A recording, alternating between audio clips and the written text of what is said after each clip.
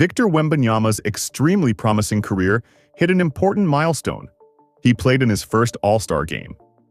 It turned out to be, in all likelihood, the final game of his second NBA season. Wemby is now expected to miss the remainder of the season due to deep vein thrombosis in his right shoulder. The Spurs expect this to be an isolated incident, and the team's future remains bright despite it. But his absence has a way bigger impact on the San Antonio Spurs and the rest of the league than we thought. First, Wemby is no longer in the running for awards. Wembanyama will end this season having played 65 games. That obviously takes him out of the running for a number of honors he was in line to receive.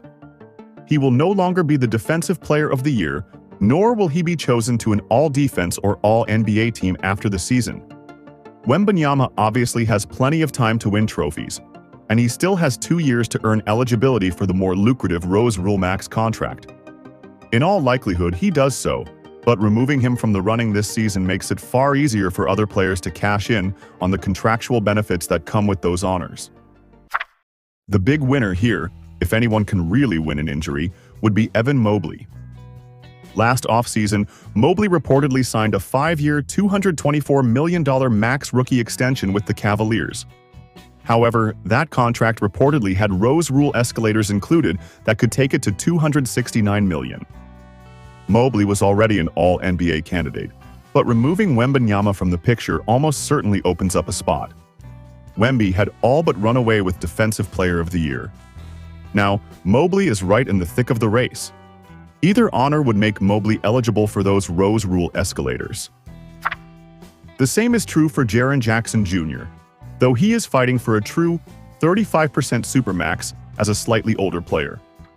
Jackson earning eligibility has a chance to be a win-win situation for both him and the Grizzlies. Memphis traded Marcus Smart at the deadline largely to free up some cap space over the summer. They did so figuring they might need to renegotiate and extend Jackson's contract. However, if Jackson is supermax eligible, they'll simply be able to tack on his new mega extension to his existing deal without touching that cap space, giving them a bit more short-term flexibility to work with.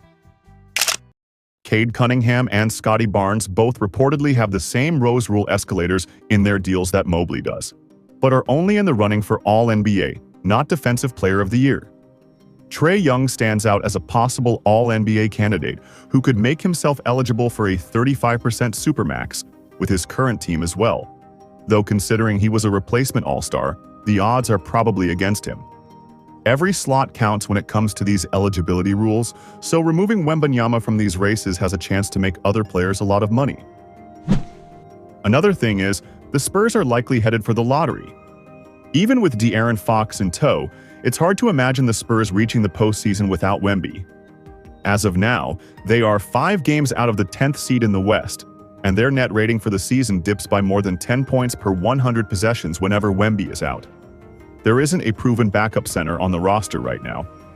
Zach Collins was traded in the Fox deal, and Charles Bassey is in and out of the rotation.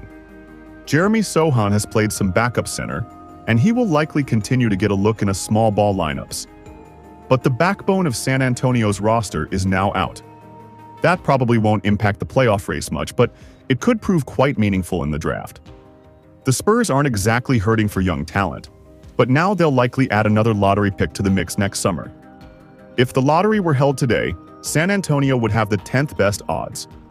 The Spurs are currently tied with the Trailblazers in the win column, though, so there is room for them to rise up the draft board depending on how the rest of the season goes. Note that the Spurs also control Atlanta's unprotected first-round pick, so they could potentially have 2 lottery choices in June. That may not be what the Spurs were planning when they traded for Fox, but it's obviously not a bad place to be. This is a very strong draft class, and if Wemby continues to progress as he has thus far, the Spurs won't be using their own first-round pick in the lottery again for quite some time. It never hurts to add one extra blue-chip talent. Additionally, the Spurs will have to reconsider off-season plans. Now we're venturing into speculative territory here, but it's worth noting that the Spurs have only gotten few games out of Fox thus far. That obviously isn't enough time to fairly judge his fit with Wembanyama, or how the rest of San Antonio's young talent fits with the pair of them. Well, a 2-month sample might have given them an idea whether the 3-man trio of Fox, Stephon Castle and Jeremy Sohan as viable together, for instance, as relatively limited shooters. Those three are still all available, but the experiment is no longer fair because it doesn't include Wemby's unusual shooting from the center position. Now, the Spurs basically have to run it back next season to truly test how they fit together. Outside of the Fox trade, the Spurs have proven comfortable slow-playing their build around Wemby. Another year of evaluation isn't going to hurt anybody. It just means that we can probably rule out another big trade like the Fox deal until at least 2026. Even before Wembanyama's shelving, the Spurs found themselves on the outside looking in on a play-in tournament berth.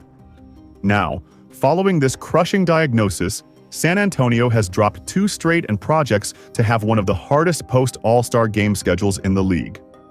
Because of these factors, it could be in the team's best interest to shift their mindset from pursuing a playoff push to tanking the final 27 games of the season for a shot at one of the top-billed talents slated to enter the NBA during the 2025 draft.